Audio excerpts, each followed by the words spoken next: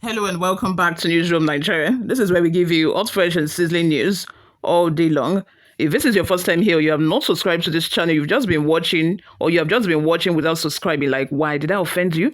Please go ahead and click on the subscribe button down below, turn on the post notification bell as well. Also give this video a massive thumbs up, that we were encouraged to keep giving you more reliable and authentic news. And YouTube will be able to recommend this video to other YouTube viewers all around the world. Lastly, please leave your opinions in the comment section. Thank you very much. A big shout out to Mr. Charles Duru. He has always, subscribed. He has always been clicking his like button and leaving a comment on every of my videos. I'm so appreciative of your efforts, sir. Thank you very much. Without further ado, guys, let's delve right into the details of today's news. Atiku Abubakar, who is the president of the National Association of Nigerian Students, NAS, has been detained by the Department of State Services, DSS, after accusing Seyi Tinubu, the son of a president, Bola Ahmed Tinubu, of offering him a 100 million naira bribe. Isha Atiku said the money was meant to persuade him to support the government's agenda, which he refused. He also accused Seyi Tinubu's faction within NAS of attacking him, naming rival leader Ladoja Olushola as the person who physically assaulted him. Newsroom Nigeria gathered that Isha has been in DSS custody since last week, following a chaotic inauguration where he was declared president despite violence from suspected government-backed thugs. According to sources from Sahara reporters, Isha was pressured into writing a letter retracting his accusations and was forced to pose for a photo holding a gun, which they claim was meant to blackmail him. A DSS officer told Sahara reporters that although Isha has finished his medical treatment and now only uses eye drops, he is still being held at the DSS hospital in Abuja. The officer confirmed that Atiku Isha's phone was seized when he was arrested and that his release is conditional on him withdrawing his statement. A copy of a retraction letter, which Sahara reporters obtained, shows Isha apologizing to President Tinubu, Seyi Tinubu, and the Minister of Youth and Sports. In the letter, he claimed his earlier statements were false and based on misleading information. He says he never met Seyi Tinubu in Lagos or Abuja and regrets being used by political opportunists. Before his detention, Isha has detailed the alleged bribe attempt, saying Seyi Tinubu and the Minister of Youth Development met with him in Lagos and offered him money. He claimed that after he rejected the offer, he was abducted on 15th April, stripped naked and beaten, with the assault filmed to force him to step down as NAS president. He said the video was shown to him as a threat and that it was one that if he didn't cooperate, they could kill him and cover it up. Isha insisted that despite the intimidation, he went ahead with the inauguration and was declared president. He accused Seyi Tinubu of being a bad role model and warned that his rise to political power would harm Nigeria. He also claimed that the Minister of Defense Secretary and the Senior Special Assistant to the President on Student Affairs had copies of a video showing his assaults.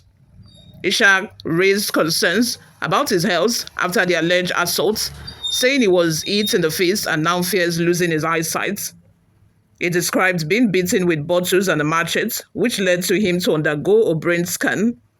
Despite these experiences, he said his attackers remain free because of their connections to Seyi Tinubu and that his life is still in danger. What are your thoughts? Let's have them in the comment section below. Before we go, guys, let's take a look at some of the reactions we got online. The first comment, guys, is from Gabriel, who says, "Is Nigeria not armed already?" Yemi Adebayo, "How true is even the old story?" Barry O. Adams says, "These people won't tread gently now because they are power drunk. The late General Sani Abacha did more heinous things while in Aso Rock stealing anything available in the National Treasury, and he was caught red-handed, and his soul was cut off from his body, and he became history. These corrupt leaders shall become history soon." Another comment we have here is from Blessing Usang, who says, "NAS president, who is a victim in this ugly situation, is detained for speaking up on how he was brutalized by another common citizen with physical evidences for proofs, yet he is arrested while Nigerian security agencies The real culprits are walking around freely with bodyguards, victimizing whoever speaks up against their cruelty, and Nigerian security team keep disgracing our security systems. In the same climb, due investigation will be carried out quietly and justice will be served. But it's so sad that we are in Nigeria, Abi. Evangelist Damisa Moses says if a security agency refused to arrest Seyi Tinubu and prosecuting him in the court of law, it means that no law and criminal in this country. Remember that his father tenure will end. Thank you. Why DSS detained Nans president? For what? Because he revealed the truth. The funny fact is they were not even willing to investigate. I don't even think they want to know the truth. All they are after is, why would you come out to say such things about the president's son, Seyi Tinubu, for that matter? I have here a comment from Agaba Matthew, who says, that's the type of government we have. It's the truth, but reverence and worship lies.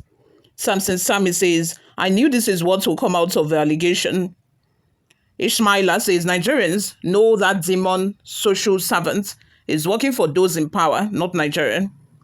Adebayo Adeyeye says, nothing like an alternative or parallel government in democracies. You are either in the mainstream or in opposition. And anything contrary to this is anarchy, and no sensible government will accommodate that. Patutomi should go and register a political party, contest election if interested. His noise and to know will land in trouble soon. Then we have another comment from Louis, says, drama is enough to understand. They wrote the apology using his phone. What a shameful approach. Yes, because the report said that he posted it on X, formerly known as Twitter. For someone who is in detention, someone who is held, his phone has been seized. How will he be able to, type a message and retract it?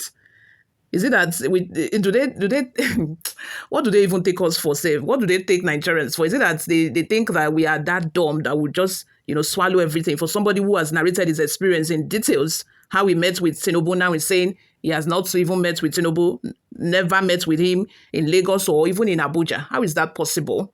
How is that possible? Just because you want to protect the president's son, irrespective of the fact that he has done something wrong. If it were to be a commoner's son, will the same treatment be given to both of them? It's such an unfair country that we live in. Let me not say unfair world, because if it were to be in other saner climes, they would do the right thing. They would investigate, and the guilty party would have paid for it. Because how can you hire thugs to beat a fellow human being, all because you think you are the president's son, you have the power to do and undo? Abdul Hamid says, since they beat NLC president, they beat NLC president, so it's not even far-fetched. It's not far-fetched that they could do the same thing to this young man, framed and charge him with terrorism. You dey hear him again? It's true. We have not even gone on strike or any. He has not even organized any protest or any. He has not actively done anything since then. Let the price of fuel pump reach 2,000 naira. He cannot call out organized labor for strike. Emeka Ozogo says, they don't give am gun. The next na to kill. Gangsterism. That's where we found ourselves. It's so sad that, this government of the day, they don't even want you to have a voice. Notwithstanding the fact that people are suffering, we are going through hell, they want you to just persevere and just take it like that. Don't talk. Don't even voice your opinion. You must not even have an opinion. That is what they want. People should just be suffering and smiling. Gideon says, foolish DSS in Nigeria. One day, Nigerians will come out in mass for you to kill because you are all working without integrity. Pay as you go. That's what you all are. Thank you very much for always listening and watching, guys. This is where I'm going to draw the curtain for now. I will see you all in my next video.